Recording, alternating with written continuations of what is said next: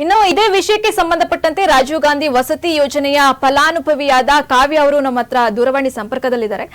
Hello hello madam. Hello ಕಾವ್ಯ ಅವರು, ನಮ್ಮ ಧ್ವನಿ ಕೇಳಿಸ್ತಿದ್ಯಾ ನಿಮ್ಗೆ? ಮೇಡಮ್ ಕೇಳಿಸ್ತಾ ಇದೆ. ರಾಜೀವ್ ಗಾಂಧಿ ವಸತಿ ಯೋಜನೆಯ ಫಲಾನುಭವಿಯಾಗಿ ನೀವು ಕೂಡ ಅಲ್ಲಿ ಅರ್ಜಿಯನ್ನ ಸಲ್ಲಿಸಿದ್ರಿ. ಇನ್ನ ನಿಮ್ಗೆ ಮನೆ ಮಂಜೂರಾಗಿಲ್ಲ ಎಂದು ನಿನ್ನೆ ಧರಣಿಯನ್ನ ಕೂಡ ಮಾಡಿದ್ರಿ. ಏನ್ ಹೇಳ್ತಿದ್ರಿ ಇದ್ರ ಬಗ್ಗೆ ಅಂತ?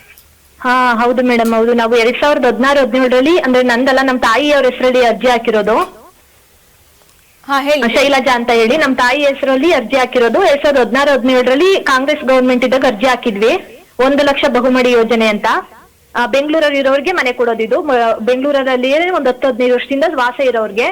ಹಾಗೇನೆ ಆ ಅರ್ಜಿ ಹಾಕಿದಾಗ ಅವ್ರು ಬಂದು ಮತ್ತೆ ಬೊಮ್ಮಾಯಿ ಗವರ್ಮೆಂಟ್ ಬಂತು. ಅವಾಗ ಅದನ್ನ ಅರ್ಜಿಗಳ ಕ್ಯಾನ್ಸಲ್ ಮಾಡಿದ್ರು. ಕ್ಯಾನ್ಸಲ್ ಮಾಡಿ ಮತ್ತೆ ಕಾಲ್ಫಾರ್ಮ್ ಜಾಸ್ತಿ ದುಡ್ಡು ಮಾಡಿ ಅದಕ್ಕೆ ಬೆಲೆನ ಫ್ಲಾಟ್ ಗಳಿಗೆ ಮತ್ತೆ ಅರ್ಜಿ ಕರೆದ್ರು. ಅವಾಗ್ಲೂ ನಾವು ಅರ್ಜಿ ಹಾಕಿದ್ವಿ. ಅವಾಗ ಸೆಲೆಕ್ಷನ್ ಮಾಡಿ 2021ರಲ್ಲಿ ನಮ್ಗೆ ಅಂದ್ರೆ 1 ಲಕ್ಷ ಕಟ್ಟಿ ಅಂತ ಹೇಳಿ ಇದ್ ಮಾಡಿದ್ರು, ಕೇಳಿದ್ರು. ಅದಕ್ಕೆ ನಾವು 1 ಲಕ್ಷನ ಕಟ್ಟಿದ್ವಿ. ನಾವು ರಾಜೀವ್ ಗಾಂಧಿ RGHCL ಅಕೌಂಟ್ಗೆ ನಾವು ಪೇ ಮಾಡಿದ್ವಿ. ಪೇ ಮಾಡದ್ಮೇಲೆ ಅವ್ರೇನ್ ಹೇಳಿದ್ರು ಇದ್ ಮಾಡಿದ್ರು ಅಂತ ಹೇಳಿದ್ರೆ 2021 ಆದ್ಮೇಲೆ ಮತ್ತೆ 2022-23ರಲ್ಲಿ ಅಮೃತ ಮಹೋತ್ಸವ ಯೋಜನೆ ಅಂತ ಬಂತು.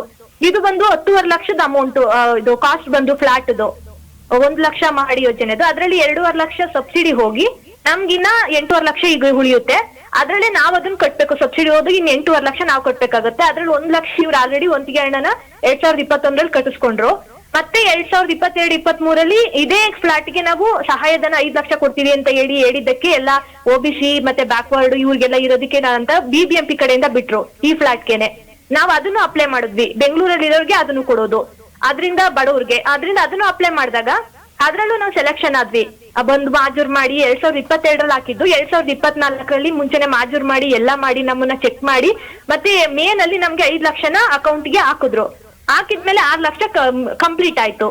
6 ಲಕ್ಷ ಕಂಪ್ಲೀಟ್ ಆದ್ಮೇಲೆ ಮತ್ತೆ ಇವರು ಇನ್ನ ಉಳಿದ ಅಮೌಂಟ್ ನ ನೀವು ಕಟ್ಟಿಲ್ಲ ಅಂದ್ರೆ ನಾನ್ ನಿಮ್ಗೆ ಡಿಮ್ಯಾಂಡ್ ನೋಟಿಸ್ ಕೊಡ್ತೀವಿ, ಕ್ಯಾನ್ಸಲ್ ಮಾಡ್ತೀವಿ ಅಂತ ಹೇಳಿ ಇದನ್ನ ಡಿಮ್ಯಾಂಡ್ ನೋಟಿಸ್ ನಮಗೆ ಕಳಿಸ್ತಾನೆ ಇದ್ರು.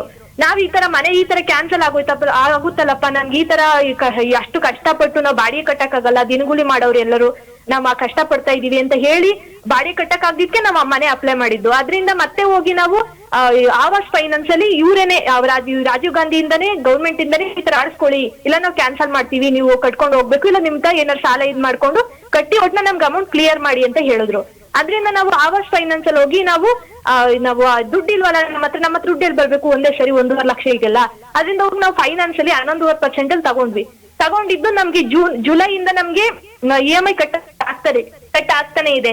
ಇನ್ ಬೇರೆಯವರೆಲ್ಲ ನಮ್ ತರದವರೆಲ್ಲ ಅವರು ಒಡವೆ ಮಾಡಿ ಸಾಲ ಬಡ್ಡಿ ಮಾಡಿ ಒಬ್ಬೊಬ್ರಿಗೆ ಫೈನಾನ್ಸ್ ಅಲ್ಲಿ ಅದು ಲೋನ್ ಸಿಗೋದು ಕಷ್ಟ ಇದೆ. ಒಬ್ಬರಿಗೆ ದಿನಗೂಲಿ ಆಗಿರೋದ್ರಿಂದ ಸಿಬಿಲ್ ಸ್ಕೋರ್ ಎಲ್ಲ ನೋಡ್ತಾರೆ. ಅವ್ರು ಸಿಗ್ದಿರೋರೆಲ್ಲ ಸಾಲ ಮಾಡಿ ಕಟ್ಟಿ ಅವರು ಕಟ್ಟೆನೆ 6-7 ತಿಂಗಳಾಗಿದೆ. ಫುಲ್ ಎಲ್ಲ ಒಂದ್ಕೆ ಹಣ 8.5 ಲಕ್ಷನು ಕ್ಲಿಯರ್ ಮಾಡಿದ್ದಾರೆ ಎಲ್ಲರೂ. ಆಗ ನಾವ್ ಮತ್ತೆ ಹೋಗಿ ಕೇಳಿದ್ರೆ ಏನ್ ಹೇಳ್ತಾರೆ ಅಂತ ಹೇಳಿದ್ರೆ, ಇಲ್ಲ ನೀವು BBMPಗೆ ಹೋಗಿ ಕೇಳಿ, ನಮ್ಗೆ ಲಿಸ್ಟ್ ಬರ್ಬೇಕು, MLA ಕಮಿಟಿ ಆಗ್ಬೇಕು ಅಂತ ಹೇಳ್ತಾರೆ. ಅದು 10 ತಿಂಗಳಿಂದ ನಮಗ್ ತಿರ್ಗಾಡ್ಸ್ತಾನೆ ಇದ್ದಾರೆ. ಹಾಗೆ ನಾವ್ ಕೇಳಿದ್ರೆ ಏನ್ ಹೇಳ್ತಾರೆ ಅಂತ ಹೇಳಿದ್ರೆ, ಅದ್ರಲ್ಲಿ 540 ಜನ ನಾವ್ ಇದ್ದಿದ್ದು ಎಲ್ಲ ಬೆನಿಫಿಷರೀಸ್ ಅಮೃತ ಮಹೋತ್ಸವ ಯೋಜನೆಯಲ್ಲಿ. ಅದ್ರಲ್ಲಿ ಇಬ್ರಿಗೆ ಮಾತ್ರ ಅವ್ರು ಆಲ್ರೆಡಿ 6 ತಿಂಗಳಿಂದನೇ ಅವ್ರಿಗೆ ಮಾಡ್ಬಿಟ್ಟು ಅವರು ಮನೇಲಿ ಇದ್ದಾರೆ. ಆಲ್ರೆಡಿ ರಿಜಿಸ್ಟ್ರೇಷನ್ಗೂ ಬಿಟ್ಟು BBMP ಅವರೇ ಇದ್ ಮಾಡಿ ಇವ್ರು ರಾಜೀವ್ ಗಾಂಧಿ ಅವರು ರಿಜಿಸ್ಟ್ರೇಷನ್ ಬಿಟ್ಟು ಅವ್ರ ಮನೇಲಿ ಇದ್ದಾರೆ. ಆದ್ರೆ ನಮ್ಮನ್ ಮಾತ್ರ 10 ತಿಂಗಳಿಂದ ಇಲ್ಲಿಂದ ಅಲ್ಲಿಗೆ ತಿರುಗಿಸ್ತಾನೆ ಇದ್ದಾರೆ. ಇನ್ನು ನೀವು ಅರ್ಹತೆ ಇದ್ರೂ ಕೂಡ ಅಧಿಕಾರಿಗಳು ಇಲ್ಲಿ ಮೀನಾಮೇಷವನ್ನ ಏನಾದ್ರು ಹೇಳಿಸ್ತಾ ಇದ್ರೆ, ನೀವೇ ಹೇಳ್ತಾ ಇದ್ರಿ ನಾವು BBMPಗೆ ಹೋದಂತಹ ಸಂದರ್ಭದಲ್ಲಿ ಅವರು ಅಲ್ಲಿ ಕಳಿಸ್ತಾರೆ ಇಲ್ಲಿ ಕಳಿಸ್ತಾರೆ ಅಂತ. GB ಅಧಿಕಾರಿಗಳಿಂದ ಯಾವುದೇ ರೀತಿಯ ರೆಸ್ಪಾನ್ಸ್ ನಿಮಗೆ ಸಿಗ್ತಾ ಇಲ್ವಾ ಅಂತ?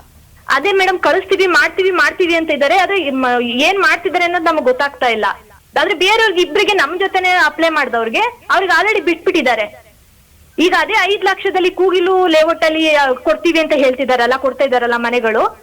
ಅದೇ ಸ್ಕೀಮೆ ನಮ್ ಸ್ಕೀಮೆ. ನಾವು 1 ಲಕ್ಷ ಹಿಂದೆ ಕಟ್ಟಿದ್ವಲ್ಲ, ಅದೇ ಅಮೌಂಟ್ ಎಲ್ಲ ಇವರು ಲೇಔಟ್ಗಳು ಫ್ಲಾಟ್ಗಳು ಕಟ್ಟಿದ್ದಾರೆ. ನಮ್ಮ ಹತ್ರ 5 ವರ್ಷದಿಂದ 1 ಲಕ್ಷ ಎಲ್ಲರ ಹತ್ರನು ಇಸ್ಕೊಂಡಿರೋದ್ರಲ್ಲೇನೆ. ಅದೇ ದುಡ್ಡನ್ನ ಇವ್ರು ಯಾರಿಗೂ ಕೊಟ್ಟವ್ರಿಗೆ 4 ದಿನದಲ್ಲಿ 5 ಲಕ್ಷನ ಅವ್ರಿಗೆ ಯಾವ ಕಮಿಟಿನೂ ಇಲ್ಲ, ಅವ್ರಿಗೆ ಯಾವ ಇದೂನು ಇಲ್ಲ, MLA ಇದಿಲ್ಲ, ಲಿಸ್ಟ್ ಇಲ್ಲ. ಅವ್ರಿಗೆ ಒಂದೇ ಸರಿ 4 ದಿನಕ್ಕೆ ಸ್ಯಾಂಕ್ಷನ್ ಮಾಡ್ತಾ ಇದ್ದಾರೆ ಗೌರ್ಮೆಂಟ್ ಅವರು. ಹಾಗೆ ಅಂದ್ರೆ ನಮ್ಮನ್ ಮಾತ್ರ ಅಲಿಸ್ತಾರೆ. ನಾವ್ ಎಷ್ಟೇನ 10 ತಿಂಗಳು 5 ವರ್ಷ ಕಾದು ಎಲ್ಲ ಒಂದಿಗೆ ಮಾಡ 8 ಲಕ್ಷ ನಾವು ಕ್ಲಿಯರ್ ಮಾಡಿ ಅಕೌಂಟ್ ಅಲ್ಲಿ ಇದ್ದು ನಾವೇನು ಕಟ್ಟೋಗೆ ಇಲ್ಲ, ಗೌರ್ಮೆಂಟ್ಗೆ ಎಲ್ಲ ಇದೆ, ಮತ್ತೆ EMIನೂ ಪೇ ಮಾಡ್ತಾ ಇದೀವಿ. ಆದ್ರೆ ಇವರು 4 ದಿನ ಅವ್ರಿಗೆ ಮಾತ್ರ ಒಂದೇ ಸರಿ ಮಾಡ್ತಾ ಇದಾರೆ ಮೇಡಮ್. ಅದನ್ನ ಕೇಳಿದ್ರೆ ಹ್ಯುಮ್ಯಾನಿಟೇರಿಯನ್ ಅಂತ ಹೇಳ್ತಾರೆ. ಈಗ ನಾವು ಅದ್ರ ಬಗ್ಗೆ ನಾವ್ ಇದ್ ಮಾಡ್ತಾ ಇಲ್ಲ, ಅದು ಸರ್ಕಾರಕ್ಕೆ ಬಿಟ್ಟಿದ್ದು. ಆದ್ರೆ ನಮ್ಮ ಮೇಲೆ ಇವ್ರಿಗೆ, ನಮ್ಮ ರಾಜ್ಯದವ್ರ ಮೇಲೆ ಹ್ಯುಮ್ಯಾನಿಟೇರಿಯನ್ ಇಲ್ವಾ, ಬೇಸಿಸ್ ಅಲ್ಲಿ ಇವ್ರು ಮಾಡಲ್ವಾ? ನಾವು ತಿರ್ಗಿ ಏನಾದ್ರು ಇದ್ ಮಾಡಿ ಇವ್ರಿಗೆ ಎಷ್ಟು ಕೇಳದ್ಮೇಲೆ ಇವ್ರು ಮಾಡ್ತಾರಾ? ನಾವ್ ಸುಮ್ನೆ ಕುತ್ಕೊಂಡು ಕಷ್ಟ ಪಡ್ತಾನೆ ಇದ್ರೆ ಇವ್ರು ತಿರುಗಿಸ್ತಾನೆ ಇರ್ತಾರ ಅನ್ನೋದು ನಮ್ ಪ್ರಶ್ನೆ ಮೇಡಮ್. ನಮಗೂ ಬಾಡಿಗೆ ಕಟ್ಟೋದಾಗಿರ್ಬೋದು, ಈಗ EMI ಪೇಮೆಂಟ್ ಆಗಿರ್ಬೋದು, ಮನೆಗೆ ಹೋಗ್ದೇನೆ ನಾವು EMI ಕಟ್ತಾ ಇದೀವಿ. ಬೇರೆಯವ್ರ ಬಡ್ಡಿ ತಗೊಂಡು ಅವ್ರಿಗೆ ಬಡ್ಡಿ ಕಟ್ತಾ ಇದಾರೆ 7-8 ತಿಂಗಳಿಂದ.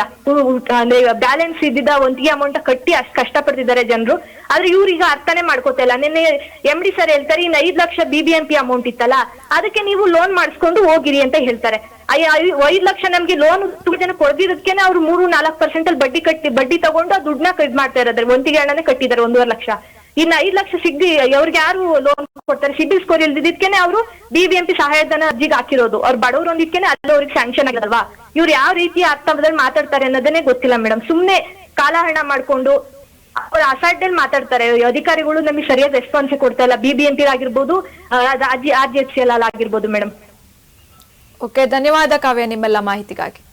Okay, thank you. ಇನ್ನ ಈ ರೀತಿಯಾಗಿ ನಿನ್ನೆ ರಾಜೀವ್ ಗಾಂಧಿ ಫಲಾನುಭವಿಗಳು ಏನಿದ್ರು ಅವರು ಧರಣಿಯನ್ನ ಕೂಡ ಕಾವೇರಿ ಭವನದಲ್ಲಿ ನಡೆಸಿರುವಂತದ್ದು. GBA ಅಧಿಕಾರಿಗಳಿಂದಲೂ ಕೂಡ ಯಾವುದೇ ರೀತಿಯ ರೆಸ್ಪಾನ್ಸ್ ಕೂಡ ಬರ್ತಾ ಇಲ್ಲ. ಇನ್ನ ಮುಂದಿನ ನಡೆ ಯಾವ ತರ ಇರುತ್ತೆ ಎಂಬುದನ್ನ ಕಾತ್ ನೋಡ್ಬೇಕಾಗಿದೆ.